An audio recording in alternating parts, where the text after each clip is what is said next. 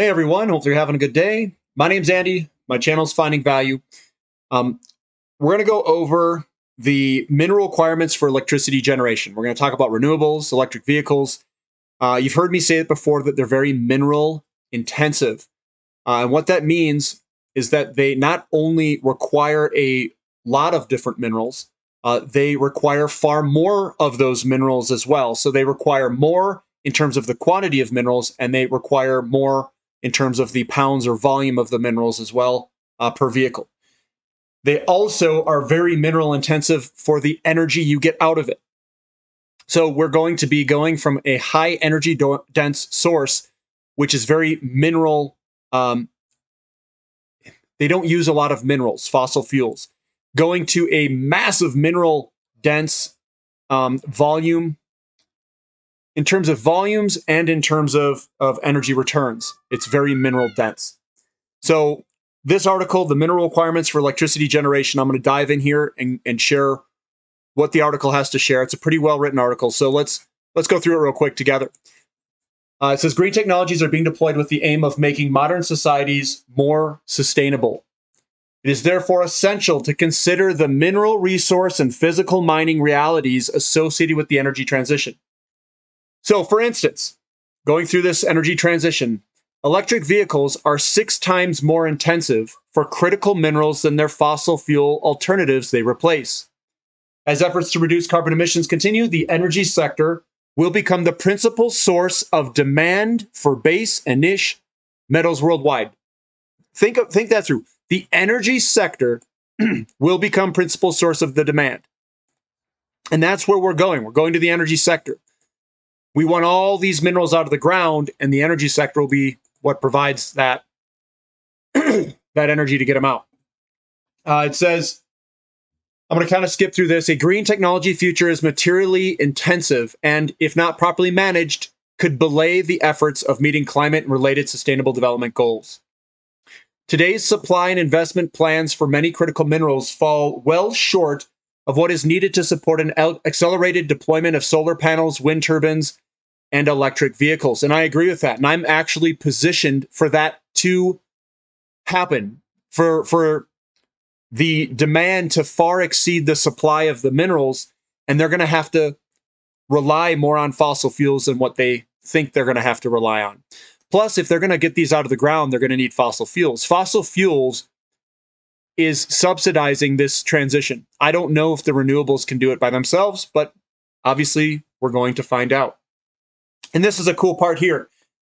Energy sources labeled renewable on the basis that they use resources, sunlight and wind, that are in one sense unlimited, though at any time and place they may be very limited, even zero.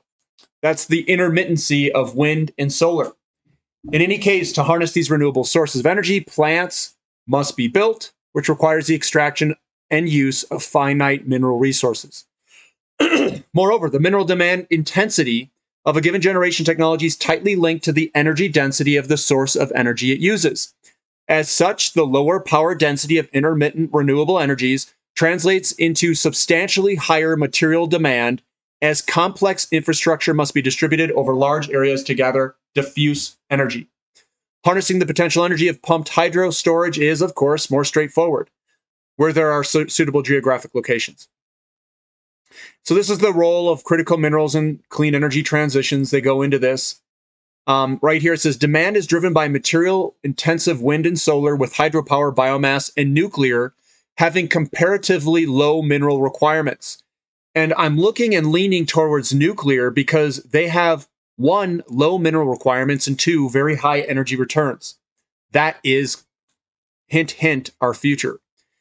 The rapid growth of hydrogen use in SDS underpins major growth in demand for nickel and zirconium for use in electrolyzers, and for copper and platinum group metals. There's our platinum group metals that we're invested in, and copper, and nickel.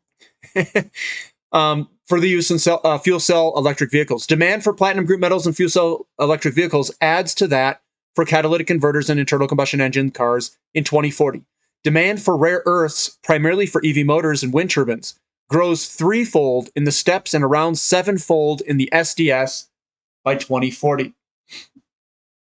Increasing extractive and processing activities from the widespread deployment of intermittent renewables and other clean energy technologies will have significant environmental and social implications, which need to be managed responsibly. Nuclear's high energy density provides innate sustainability advantages when considering mineral usage. When these people wake up to this, guys, when they wake up, when they figure out that renewables are going to put a whole bunch of holes in the ground and we have no way of actually disposing of these things, and they're highly toxic, solar, when people wake up to that fact, nuclear is going to blow up. That's my opinion. When is that going to happen? It's going to take a little bit of time. But when we start scrapping all these things, I think that's going to be another tailwind behind nuclear because it's really not mineral energy intensive and you can control all the waste. So looking at this, finite resources and energy density. It says all kinds of energy producing machinery require materials to be extracted from the earth for their fabrication. Different sources of energy require different machinery in order to be harvested and so demand different types of quantities of materials. We'll go down through here. A significant expansion of wind and solar power, as well as other technologies associated with the transition from fossil fuels, will create burgeoning demand for minerals. As an example, they go into it and it says accounting for 30% of the total demand now for lithium. These are going to blow up. So their demand is going to go over 40% for the demand for copper and rare earth elements. It's going to be 60 to 70% for nickel and cobalt and almost 90% for lithium by 2040 if they were to ramp up these materials. Notice what I'm investing in.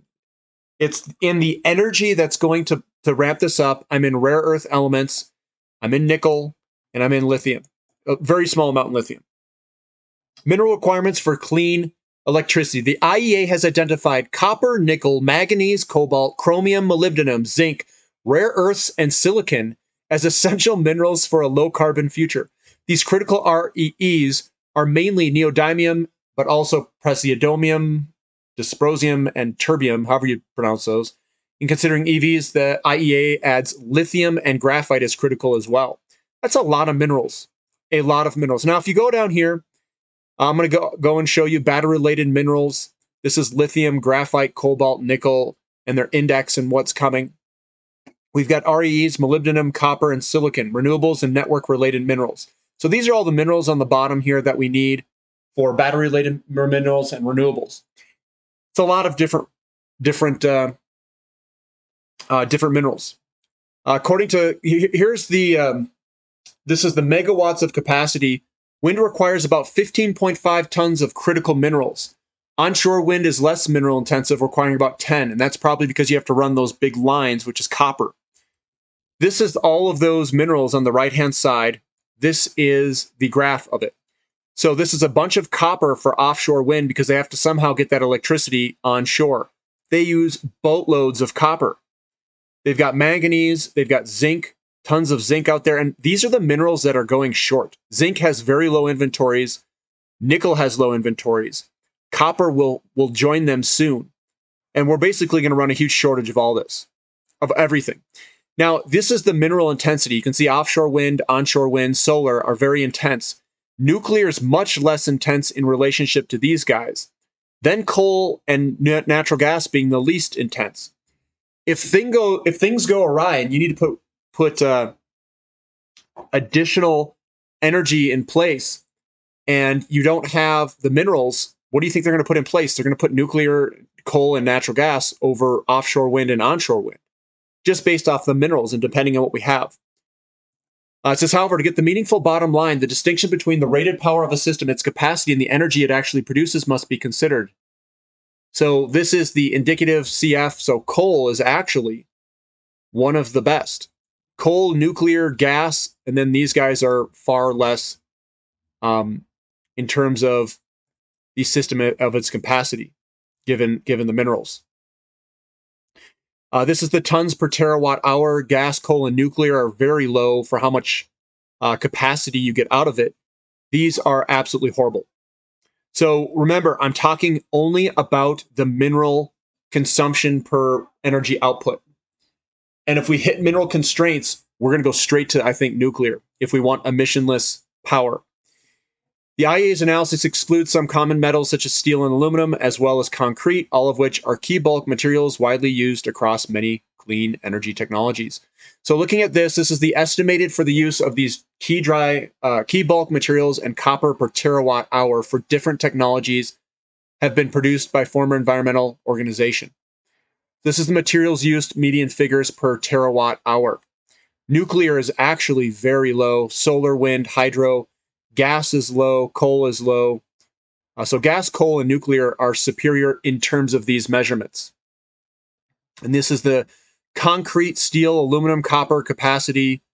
And you can see that nuclear is, I mean, it may use a lot, but you get a lot of lifespan and a lot of terawatt hours of electricity out of it. But these are the figures here. You can see the capacity is very low for some of these. Gas is a little bit low here too in terms of aluminum, concrete, and steel. Older figures from the US DOE also show high metals intensity of wind and solar. So we're just looking at the intensity of these per terawatt hour. The mineral requirements for the transmission. They're talking about these transmissions for the transmission of electricity. To transition to a world powered by low carbon technologies, and especially those that are diffuse, electricity grids will need to undergo significant upgrade and expansion. Grid systems that have high levels of wind and solar penetration will need to be sized such that they can cope with peak supply from dispersed intermittent sources, as well as meeting peak demand during periods when those assets are not producing electricity. And honestly, guys, when you put in a bunch of renewables, you're going to have to put a redundancy in it. You're going to have to put natural gas power plants as well as renewables. If you don't have large storage capacity. And even if you have storage capacity, I don't know if it can balance the system. I don't know if that's possible. I'll have to talk with somebody who's more of an expert. Maybe I'll call my brother on that. Some of 90% of the total length is distributed distribution systems, traditionally used to deliver electricity to end users. Increasingly, distribution systems are supporting the integration of residential solar PV and onshore wind capacity. So that's all transmission. Here's electric vehicles. IEA considers copper, nickel, manganese, cobalt, REEs, lithium, and graphite as the minerals critical to the EV future. This is all of those minerals, and this is where all of those minerals are attributed to. It's mainly the battery. The battery, we've got some in the electric vehicle motor and generator, the glider, an IC engine and powertrain. This is for an internal combustion engine. So glider, and then very small in the internal combustion engine and powertrain. These are very mineral intensive for their batteries. Lithium-ion batteries may categorize and they go into batteries here. If you want to look at that, you can. Hydrogen production, you can see platinum over here on the right-hand side. There's my investment. Electrolyzers to make hydrogen from electricity will be a major growth area for some minerals, depending on the type of electrolyzer. Mineral usage for various electrolyzers. For more information on hydrogen, see the information on hydrogen production and uses. So nickel, zirconium, lanthanum, and this one for electrolyzer fuel cell, PEM electrolyzer, and then platinum. Climate, environmental, and social implications, they go into this. I'm not really going to go too much into it, but the land use change, ecosystem impacts, including loss of biodiversity and habitats, home to endangered species, displacement of communities. Their water use, existing water stress, contamination through discharging of tailings disposal. That's for the mining of these things. Waste generation, residues from production, potentially hazardous. Such considerations are particularly important for REEs used in wind turbines, solar panels, and EVs. Generally, the mining and processing of such minerals generates larger environmental impacts than bulk minerals such as steel and aluminum. So they go into all that. They go into recycling potential, geopolitical considerations of where we get this stuff. And you can see REEs are mainly in China, cobalt's in DRC, a wider range for nickel. But it's really mainly not in the United States or Canada. It's all over the world in some of the areas that don't like us, at least us being the United States, US. And then the energy return on investment. So that's the article there. I kind of want to cut it, I want to go all the way through the entire article. I'll put that in the description link if you want to read it. But I just want to touch on that the renewables are very mineral intensive across a whole bunch of different minerals. We could very well run short in one of those minerals, which will drastically slow down the implementation of renewables. that has an impact on our investments. The implementation speed, if they can't do it at the speeds that they want, they're going to have to burn something else. And that's exactly what's happening right now. So I'm taking the bet that they can't implement it as fast as they want. I think that we are going to eventually realize that renewables are very dirty because of the rare earth metals and the processing of it. And we're going to have to replace these all the time. They're super mineral intensive. So I think we'll probably go to nuclear as our next step. That's my take on it. We're going to have baseload energy anyway. So that's I think the investment route that I'm going, me personally. Or I'm going to invest in the minerals that are going to be short for these renewables. That's my play on it. So invest in the minerals, and then invest in the energy, which is a viable alternative, which is nuclear, and then invest in what currently works, which is fossil fuels. And they also are in the mining of those minerals. So the transition period will obviously consume more energy. If you're interested in how I'm positioning for it all, the Finding Value website, Platinum membership will get you that. If you're interested in the companies that I'm investing in for these trends. That's all I've got for today, guys. Give me a thumb up for the content, subscribe to the channel, subscribe to the website, and we'll catch you later. This is Finding Value.